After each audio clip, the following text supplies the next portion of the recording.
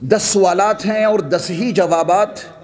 اور قیصر روم نے ابو سفیان کے ہر جواب پر ایک تبصرہ کیا ہے۔ پڑھا لکھا انسان تھا، تبصرہ کیا ہے، اور تبصرے بھی اتنے معقول ہیں، اس کے سننے کے قابل ہیں۔ تو جس وقت ابو سفیان نے یہ جواب دیا کہ ہم نے کبھی ان پر جھوٹ کا الزام نہیں لگایا، تو آدھی مغربی دنیا کے اکیلے مالک اور اکیلے شہنشاہ نے اس پر جو تبصرہ کیا اس کو توجہ سے سماعت کیجئے۔ قیصر روم کا تبصرہ یہ تھا کہ ابو سفیان، جو شخص انسانوں کے بارے میں جھوٹ نہیں بول سکتا،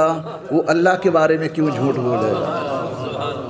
اگر اللہ نے ان کو اپنا نبی بنا کر مبعوث نہ کیا ہوتا،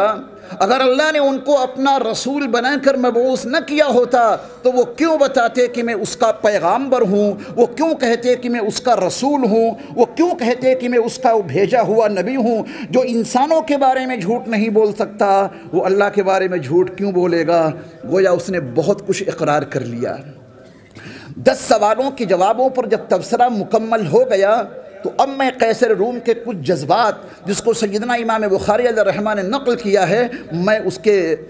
2 جذبات بھی آپ کے سامنے سناتا چلوں، تاکہ سیرت مصطفیٰ صلی اللہ علیہ وسلم کے تعلق سے یہ واضح ہو جائے کہ ان کو ہم اور آپ ہی نہیں، ان کو کائنات پہچانتی تھی۔ قیصر روم نے اپنے تبصرے مکمل کرنے کے بعد کہا کہ ابو سفیان،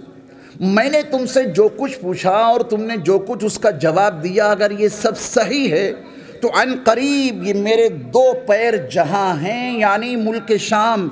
یہاں ان کی حکومت قائم ہوگی۔ یہ ایسے شخص کے سامنے بیان ہے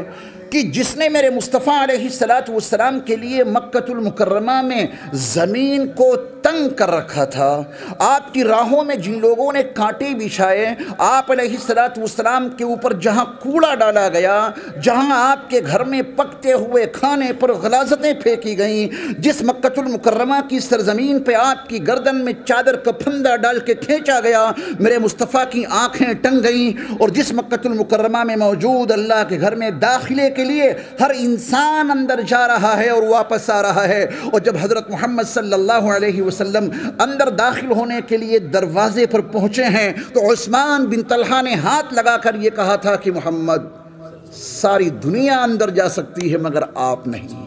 یہ ظلم، تشدد، جبر کی انتہا ہے، یہ استبداد کی انتہا ہے، اور اللہ کے رسول صلی اللہ علیہ وسلم نے اس موقع پر بھی کوئی احتجاج نہیں کیا، عثمان بن طلحہ کے ہاتھ کو دھکا نہیں دیا، آپ علیہ السلام نے بیت اللہ میں داخل ہونے کے لیے اپنی جانب سے کوئی زبردستی نہیں کی۔ ایک بڑا حسین اور پیارا جملہ حلیمانہ گفتگو کے انداز میں یہ کہا تھا کہ عثمان، اس وقت کیا ہوگا جب بیت اللہ کی چابی میرے ہاتھ میں آئے گی۔